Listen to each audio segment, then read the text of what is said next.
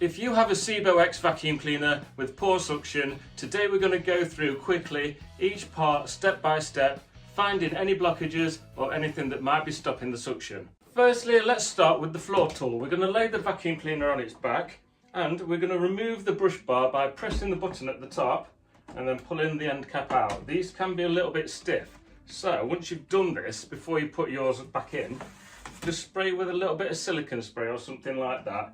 And it'll help it to be removed if ever you have to do it again. Okay, now we have this little flap underneath, which is orange. We need to make sure that this is not blocked. Now you can put your finger into the hole here. You should be able to see it wiggling the other side of that hole there. If you can't see your finger or you budge it down and something pops out, you found your blockage. Congratulations. Now just give this a little bit of a brush. The reason why, I've seen them where they just get the littlest bit of fluff caught in this door and it keeps it slightly open. So then you are losing a bit of suction from the floor tool. So if that's all brushed out and you can see your finger wiggling, we're just going to put the brush bar back in. Lining up the end cap like so and just push it back in. Nice and easy. Now the next step where the air goes, I'll show you. It goes from here all the way around to your hose and into your bag. Okay, so we need to look at this hose. So we're going to take this handle out here, squeeze this part here, and this releases the hose. Now to check if this is blocked, simple way, just drop a coin down it. If the coin comes out the other end, there's no blockage in there, simple. If there is, you'll have to get something long, like some bamboo cane or something from the garden, and just poke it down there and try and clear the blockage. Being careful obviously not to damage your hose. Right, the next place that the suction goes to is the bag, which is obviously in here. Pull this release tab and you'll see the bag. If your bag is full, that will really restrict your suction, okay? Sounds obvious, but we're just going to put a new bag on. We'll come back to that in a minute. I'll show you exactly how I do that. Let's take this door off. Now, the other thing that restricts suction is this filter here.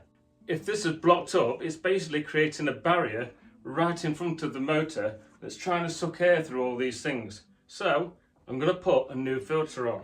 To do this, we just pull this lever down and pull this as well. Again, that's come out really easy.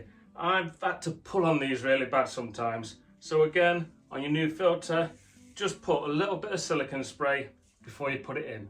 Now if you look where we've took the filter out, there's a little bit of a grill here and I've got some stuff stuck on here, so I'm just going to brush it all out because A, if that gets its way through the grill, it's going to go straight into the motor, and B, if you've got anything there, that's definitely going to create a blockage. We're going to put our genuine Sebo filter on. Obviously these are available as a compatible part as well. Doesn't really matter which one you choose. Some people have to be genuine, other people don't mind compatible parts. Doesn't really bother me, to be honest. But anyway, we're putting our filter on.